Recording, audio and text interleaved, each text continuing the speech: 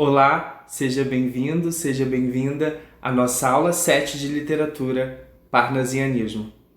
Vamos começar com a revisão. No romantismo, nós temos a manifestação da interioridade do sujeito. Já no realismo, a manifestação da racionalidade do sujeito. No romantismo, a poesia era livre em relação aos aspectos formais. Já no realismo, a poesia obedecia a padrões formais fixos. Os textos eram carregados de sentimentalismo no romantismo. No realismo, os textos eram expressão da objetividade e detalhismo. No romantismo, temos a fantasia. Já no realismo, fatos observáveis. No romantismo, a imaginação. No realismo, a realidade circundante. Mas o que é parnasianismo? É uma escola literária, uma ramificação do realismo em seus princípios de objetivismo e racionalidade. Por cultivarem um gosto pela antiguidade clássica, considerada por eles símbolo de perfeição das formas artísticas, acabam por nomear o movimento literário em homenagem a um monte grego, o Parnaso, onde habitavam o deus Apolo e as musas inspiradoras das artes e ciência. Cultura greco-latina. A cultura greco-latina é recuperada no parnasianismo em dois aspectos. O primeiro é quanto à utilização de temas recorrentes à cultura clássica, a sua mitologia. E o segundo refere-se aos preceitos de harmonia e equilíbrio herdados dessa cultura. A arte pela arte. Enquanto o realismo e o naturalismo se preocupavam com as questões sociais, a literatura parnasiana não se preocupava com as questões sociais da época. Buscava somente a perfeição da forma a ser elaborada. Almejava a imitação perfeita do objeto tratado. Por esse motivo, vemos nas poesias parnasianas um excesso descritivista na intenção de criar um objeto literário nítido. Universalismo. O poeta parnasiano busca atingir valores estéticos e morais que alcancem o perene, o eterno, o absoluto. Assim como os prosadores realistas, esses também buscavam a criação da obra atemporal. Características: aproximação da literatura com as artes plásticas, contenção dos sentimentos, interesse pela perfeição formal, busca pela perfeição do soneto. Quem não lembra o que é soneto? Soneto é um poema construído com 14 versos, sendo 2 quartetos e 2 tercetos. Parnasianismo no Brasil. O parnasianismo brasileiro, a despeito da grande influência que recebeu do parnasianismo francês, não é uma exata reprodução dele, pois não obedece à mesma preocupação de objetividade, de cientificismo e de descrições realistas. Foge do sentimentalismo romântico, mas não exclui o subjetivismo. Sua preferência dominante é pelo verso alexandrino de tipo francês, com rimas ricas e pelas formas fixas, em especial o soneto. Quanto ao assunto, caracteriza-se pela objetividade, o universalismo e o esteticismo. Este último exige uma forma perfeita, formalismo, quanto à construção e à sintaxe. Os poetas parnasianos veem um homem preso à matéria, sem possibilidade de libertar-se do determinismo, e tendem então para o pessimismo ou para o sensualismo.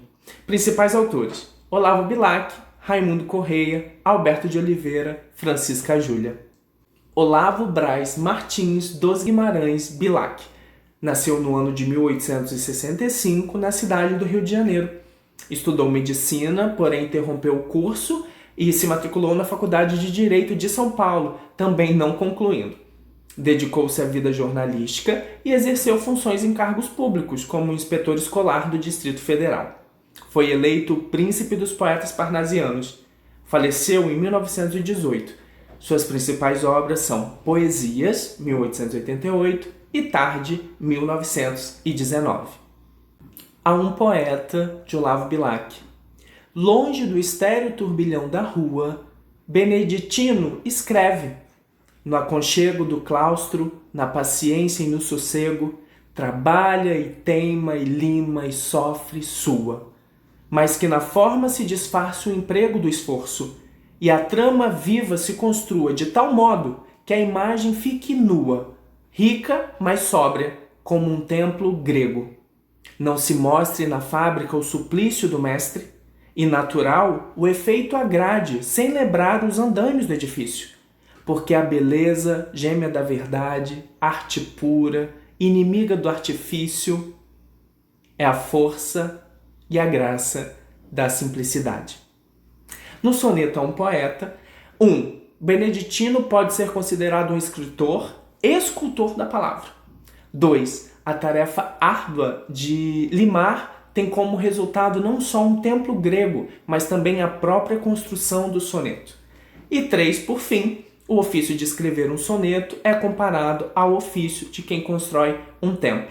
Então temos aqui uma concepção de artista que é aquele do artista da palavra, né? Que é aquele que trabalha a palavra como um escultor, né? E constrói um templo, né? Então olha aí essa concepção de um trabalho árduo para encontrar a forma perfeita. Antônio Mariano Alberto de Oliveira nasceu em Palmital de Saquarema, Rio de Janeiro, no ano de 1857. Formou-se em farmácia em 1883. Ao longo de sua vida, exerceu funções públicas, como a de diretor-geral da instrução.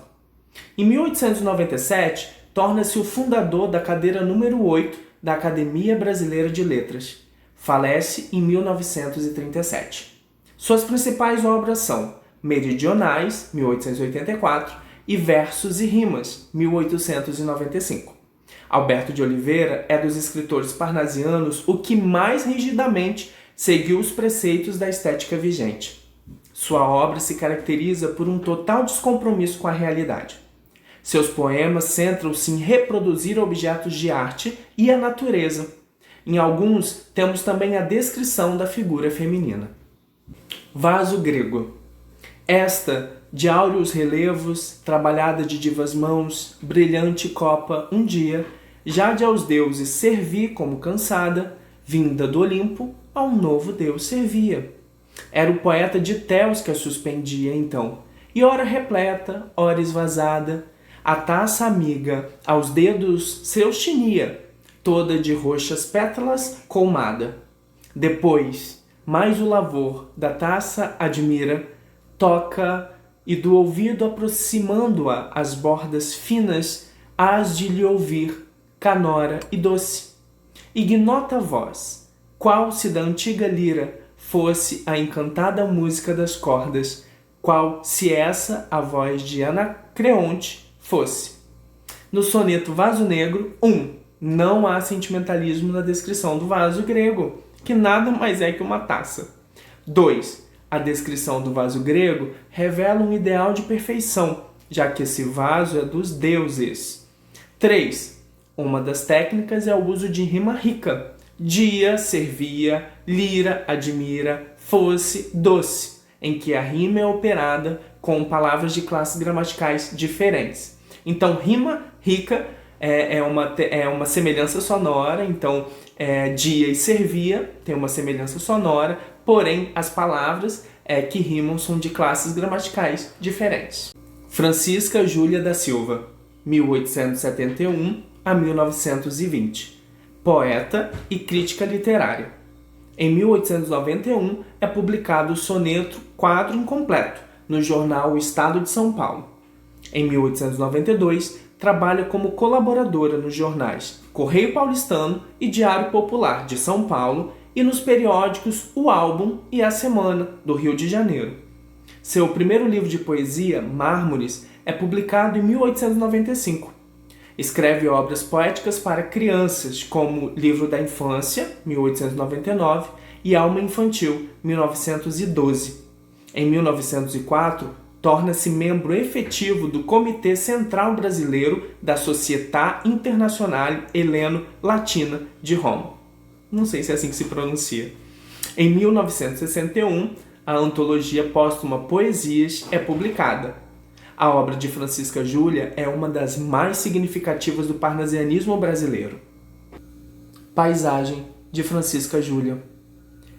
Dorme sob o silêncio parque, com descanso aos austos, aspirando o finíssimo extrato que evapora a verdura e que deleita o olfato, pelas alas sem fim das árvores avanço. Ao fundo do pomar, entre as folhas, abstrato em cismas, tristemente, um alvíssimo ganso escorrega de manso, pelo claro cristal do límpido regato. Nenhuma ave sequer sobre a macia alfombra pousa. Tudo deserto. Aos poucos escurece a campina, a rechã sob a noturna sombra. Enquanto o ganso vai, abstrato em cismas, pelas selvas adentro entrando, a noite desce, desce, e espalham-se no céu camandulas de estrelas. Temos aqui o realce da beleza da paisagem, sendo atribuída características humanas ao parque. Cada palavra é cuidadosamente escolhida para que as rimas se casem e criem sonoridades estéticas, descanso, avanço, extrato, olfato, etc. Percebe-se pela escolha do título paisagem o aplacamento de ânsias e emoções domesticadas em favor da objetividade e dos rigorosos compromissos formais. Raimundo Correia nasceu a bordo de um navio na Barra da Mangunça, no município de Curupu, Maranhão, no dia 13 de maio de 1859. Alguns críticos revelaram a fortíssima influência de alguns escritores europeus na obra de Raimundo Correia. O poema As Pombas é quase uma adaptação do romance Mademoiselle de Maupin. Porém, isso não diminui a incrível força lírica dos versos do parnasiano. As Pombas, de Raimundo Correia. Vai-se a primeira pomba despertada, vai-se outra mais outra, enfim dezenas de pombas vão-se dos pombais, apenas raia sanguínea e fresca a madrugada. E à tarde, quando a rígida nortada sopra, aos pombais de novo elas, serenas, ruflando as asas, sacudindo as penas, voltam todas em bando e em revoada. Também dos corações onde abotoam os sonhos, um por um, céleres voam, como voam as pombas dos pombais.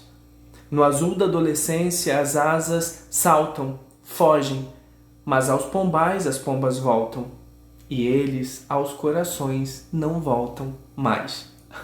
Temos aqui o descritivismo, a sobriedade e a contenção das emoções. Não se esqueça, no parnasianismo, a poesia é voltada para o objetivismo, ao contrário do romantismo, em que a poesia é de base subjetiva. 2. Tem uma relação muito clara com as artes plásticas, escultura, pintura, etc. E 3. Assume a perfeição formal, entendida como a construção de sonetos elaborados em meio a padrões fixos, rimas ricas e raras, etc. Síntese da aula de hoje.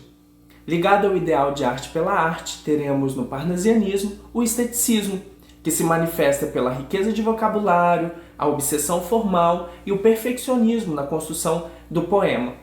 Também ligado à arte pela arte, teremos o universalismo, o orientalismo, o helenismo e o romanismo. Também a aproximação das artes plásticas, com a poesia pintura e a poesia escultura, com características como a objetividade, precisão, clareza, contenção emocional, e atitude de observação. Por hoje é isso. Sugiro que vocês se exercitem com questões de vestibular da apostila e qualquer dúvida, procure o mediador do seu polo.